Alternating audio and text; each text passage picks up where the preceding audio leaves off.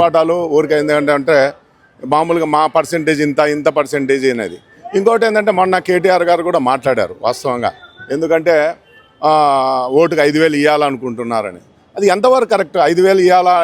ఆయనకి ఏమన్నా పోస్ట్ ఏమన్నా రిజిస్టర్ పోస్ట్ ఏమన్నా గాంధీ భవన్ నుంచి ఏమన్నా పోయిందేమో నాకు తెలియదు, కానీ అది కరెక్ట్ కాదు. ఏదైనా కానీ తీసుకోండి, వాళ్ళ ఏదో మనసులో ఇది తుత్తు అనే వాగ్దానాలు కానీ ఇవన్నీ కరెక్ట్ కాదు. ఒక నాయకుడు ఏదైనా కానీ అందరూ సేవకులే, చేయాలని చేస్తున్నాం.